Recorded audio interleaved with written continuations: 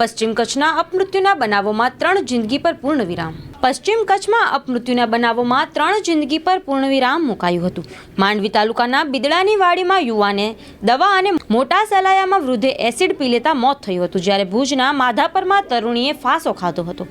આ અંગે મળતી વિગતો મુજબ માંડવી તાલુકાના બિદડા ગામે ભૌમિકભાઈ રાણશીભાઈની વાડીએ બનાવ બન્યો હતો, જેમાં હતભાગી 35 વર્ષીય મૂળ છોટાઉદેપુરના બોડેલીના વિજય ઉદયસિંહ નાયકાએ કોઈ અગમ્ય કારણોસર ઘાસ બાળવા માટેની દવા પી લેતા સારવાર માટે જીકેમાં લઈ જવાયો હતો, જ્યાં તબીબે તેમને મૃત જાહેર કર્યા હતા.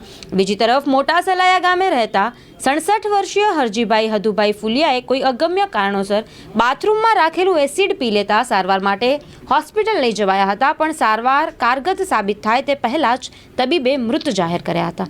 હતભાગી છેલ્લા 12 મહિનાથી માનસિક રીતે અસ્વસ્થ હોવાનું સામે આવ્યું છે.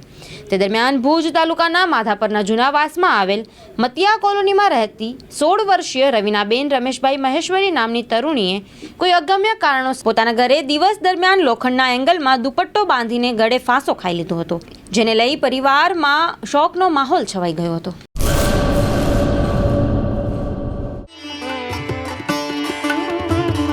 ગરવી ગુજરાતનું ગૌરવ શ્રીમતી ઉર્મિલાબેન પ્રવીણભાઈ કોરડિયા અખિલ ગુજરાત ભારતીય કોલી સમાજની બોક્સિંગના રાષ્ટ્રીય લેવલ પર ચેમ્પિયન રહીને કોળી સમાજના પ્રતિનિધિત્વને ગૌરવ અપાવી છે. શક્તિનગર ધુમા બોપલ અમદાવાદ. શુભેચ્છકો પ્રવીણભાઈ આર કોરડિયા, ધાંગધ્રા જિલ્લો સુરેન્દ્રનગર પાપા.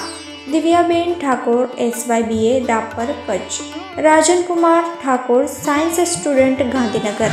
Devkumar Thakor arts student Rapar Kutch.